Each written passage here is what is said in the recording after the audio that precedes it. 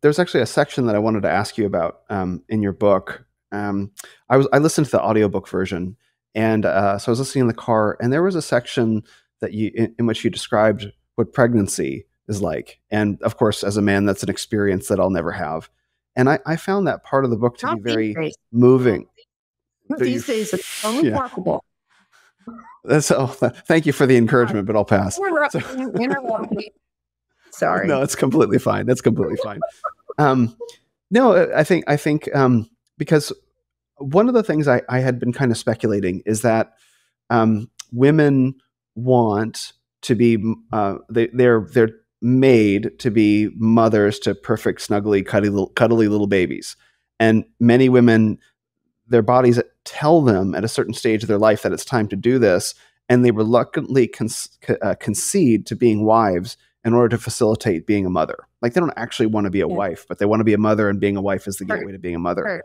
Sure. But when you wrote this section on pregnancy, it sort of struck me that can actually be a very scary, in some ways, experience for women in and of itself. Like, it's not necessarily something that a man would, oh, it seems so natural. I wonder if you can just talk about writing that section of the book, because it was one of the things that I walked away with most powerfully.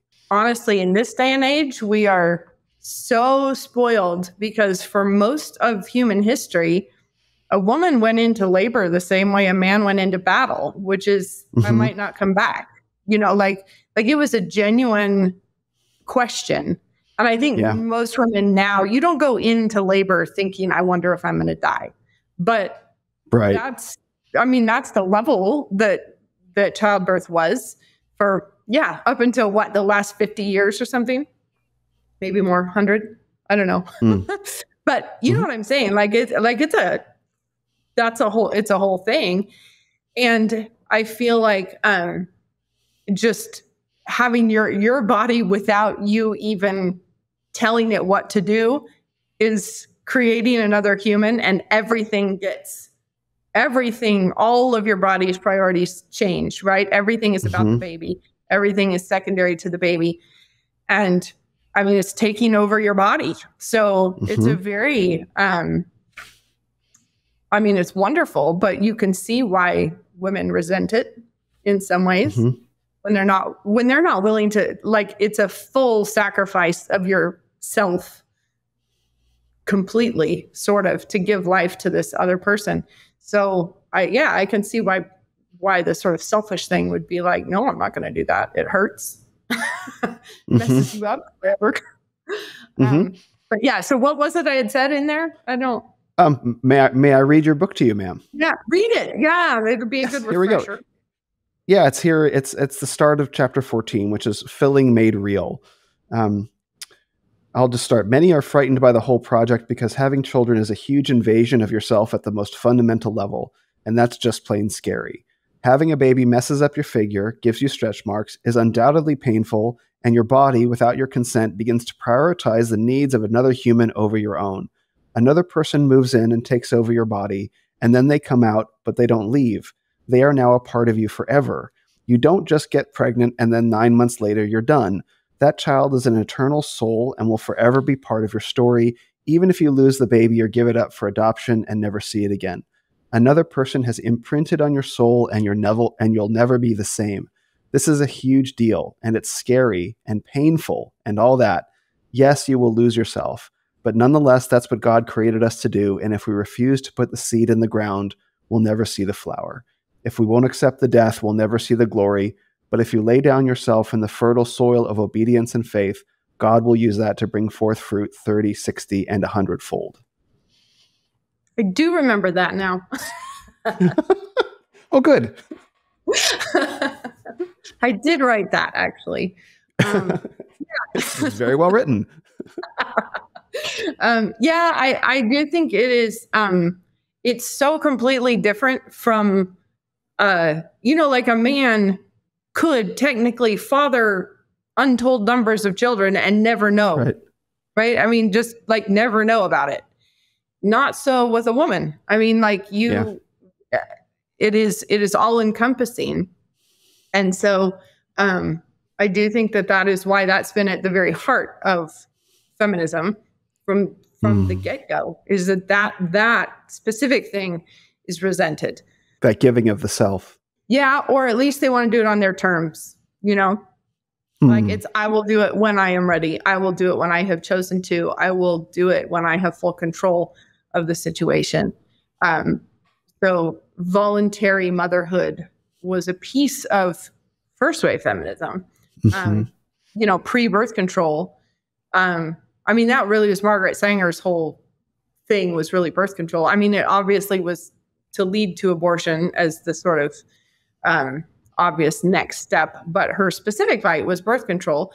And prior to that, I mean, it was just, I think it was Elizabeth Cady Stanton who voluntary motherhood was part of her project. She just wouldn't sleep with her husband. So she dealt with that. That is certainly that's one way to handle it. Right. But I mean, like, because she's sort of like pre-Civil War, you know, like, and that was always something where they wanted the ability to decide, you know, I have decided to step into this role now, or I decide not to step into this role. But that I think it is because it's so all encompassing that was resented.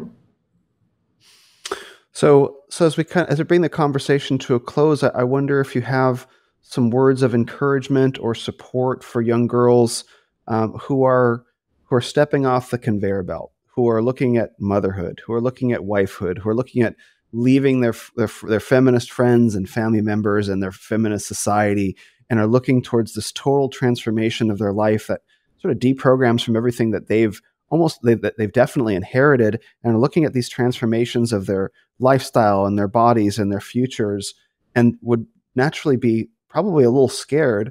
But do you have any words of advice or encouragement for these girls that can perhaps make it a bit easier for them? Yeah, you know, I feel like it really comes down to, do you trust God or do you not?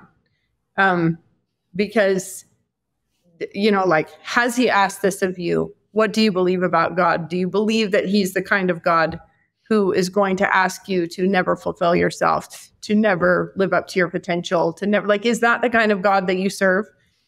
No, obviously. And then take his command seriously. Like if he has said this is good, then don't set yourself up as an arbiter over that to say, well, I'm not sure it is. I don't know that God has thought through all the issues, right? Yeah. It's like, are you going to trust God? And then go off the high dive. Like, be the kind of, you know, the person at the pool who won't go off the high dive. They're always up there. You know, they're gonna do it. Nope, they won't. And then they're gonna, nope, they won't. And the whole pool is sitting there. Like, don't be that person with your life where it's like, just step out in faith and trust God with the consequences. And he's not going to turn out to be like, haha, tricked you. You know, so just be willing to, like, lay it down, do the thing in obedience, and then trust God with the results of it. And don't feel like you have to have scripted all the results, you know, like, or you won't step out until those results are guaranteed. It's like, just be honest with what God has put in front of you, what has God commanded, and then do it, and do it cheerfully, and leave the results to him. Beautiful. Thank you so much, Becca. I'm sure wisdom will bless many men and women with that advice.